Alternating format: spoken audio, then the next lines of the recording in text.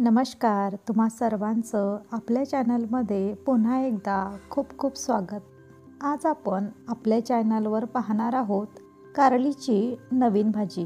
ही भाजी तुम्ही याआधी कधीच बनवली नसेल, त्यामुळे ही पद्धत वापरून एकदा कारलीची भाजी नक्कीच बनवून बघा. चला तर व्हिडिओला सुरुवात करूया.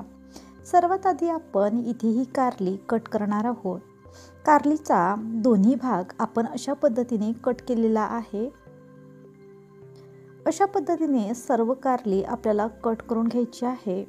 जर कारलीमध्ये बी असेल तर आपल्याला यामधलं बी सुद्धा बाजूला काढायचं आहे. बघू शकता अशा पद्धतीने. खास करून जेव्हा आपण ही रेसिपी बनवतो तेव्हा कोवळी कारली घ्यायची, फार जास्त बियाची कारली इथे वापरायची नाही. कारण जर इथे आपण जास्त बियाची कारली वापरली तर नक्कीच आपली ही भाजी थोडीशी कडू होईल. म्हणून इथे फक्त एकाच कारलीमध्ये बी होतं आणि मी ते बी बाजूला काढलेलं आहे. आणि अशा मोठ्या आकारामध्ये इथे ही कारली मी कट करत आहे. ही सर्व कारली मी थोड्या मोठ्या आकारामध्ये कट करत आहे. कारण ही कारली आपल्याला मिक्सरच्या भांड्यामध्ये टाकून छान अशी बारीकसर वाटून घ्यायची आहे. जर तुम्हाला या कारलीची पेस्ट बनवायची नसेल तर इथे तुम्ही हीच कारली अतिशय बारीक आकारामध्ये कटसुद्धा करून घेऊ शकता. पण या कारलीची पेस्ट मी का बनवणार आहे हे सुद्धा समोर तुम्हाला व्हिडिओमध्ये कळणारच आहे. सर्व कट केलेली कारली आपण मिक्सरच्या भांड्यामध्ये टाकली आणि बघू शकता अशा पद्धतीची इथे कारलीची पेस्ट तयार आहे. ही सर्व कारलीची पेस्ट मी आता एका छोट्याशा बाउलमध्ये काढून घेते. ही कारलीची पेस्ट या बाउलमध्ये काढल्यानंतर आपण जर ही पेस्ट चाळणीवरती ठेवून पिळून घेतली तर याचं छान हिरवंगार आणि कडू पाणी निघतं. जर तुम्हाला फार जास्त कडू कारल्याची भाजी आवडत नसेल तर तुम्ही पिळूनसुद्धा ही पेस्ट घेऊ शकता. आता ही सर्व पेस्ट मी आता एका छोट्याशा बाउलमध्ये काढून घेते. गॅसवरती आपण एक तवा गरम होण्यासाठी ठेवला आणि यामध्ये अर्धी वाटी शेंगदाणे घातले. आता हे शेंगदाणे मंद आचेवर छान असे साल तडकेपर्यंत आणि सर्व बाजूंनी एकसारखे भाजून घेऊया.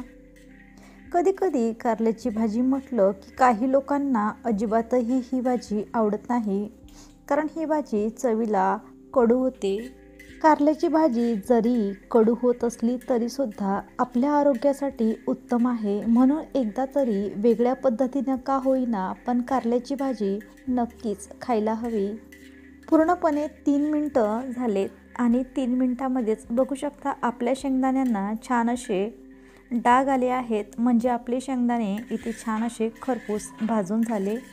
शेंगदाणे भाजून झाल्यानंतर 5 मिनटं थंड करून घेऊ आणि नंतर हे शेंगदाणे मिक्सरच्या भांड्यामध्ये टाकून वाटून घेऊ. बघू शकता इथे आपली हिरवीगार अशी ही कारल्याची पेस्ट तयार झाली आहे. जर तुम्हाला कडू भाजी आवडत नसेल तर नक्कीच या पेस्टमधलं पाणी बाजूला काढून घ्यायचं. शेंगदाणे थंड झाले. आता हे सर्व शेंगदाणे मिक्सरच्या भांड्यामध्ये टाकले आणि थोडेसे जाडसरच आपण वाटून घेऊ. शेंगदाण्याची फार जास्त पावडर बनवायची नाही. थोडेसे जाडसरच आपल्याला हे शेंगदाणे मिक्सरच्या भांड्यामध्ये फिरवून घ्यायचे आहे. बघू शकता अशा पद्धतीने. इथे आपण गॅसवरती एक कढाई गरम होण्यासाठी ठेवली आहे आणि यामध्ये आपण अर्धी पळी एवढं तेल घातलं. फार जास्त तेलाचा वापर सुद्धा ही रेसिपी बनवण्यासाठी करावा लागत नाही. अतिशय कमी तेलामध्येच ही रेसिपी आपली तयार होते आणि अतिशय नवीन पद्धतीची ही कारलीची भाजी आहे. त्यामुळे तुम्ही नक्कीच एकदा बनवून बघा. खरंच सर्वांना खूप जास्त आवडेल. फक्त आपण इथे अर्धी पळी तेल वापरलं. तेल छान गरम झालं. आता या तेलामध्ये आपण अर्धा चमचा जिरे घातलेला आहे. जिरे छान फुलू द्यायचे. आता यामध्ये कट केलेला एक कांदा टाकलेला आहे. मीडियम साईजचा इथे कांदा वापरलेला आहे. याऐवजी तुम्ही 2 मोठ्या आकाराची कांदीसुद्धा वापरू शकता. यामुळे काय होतं की भाजीचा कडूपणा थोडा कमी होतो आणि भाजी चवीला भन्नाट बनते. यामध्येच आलं आणि लसणाची पेस्ट टाकलेली आहे. आणि छान असं मिक्स करून घेते।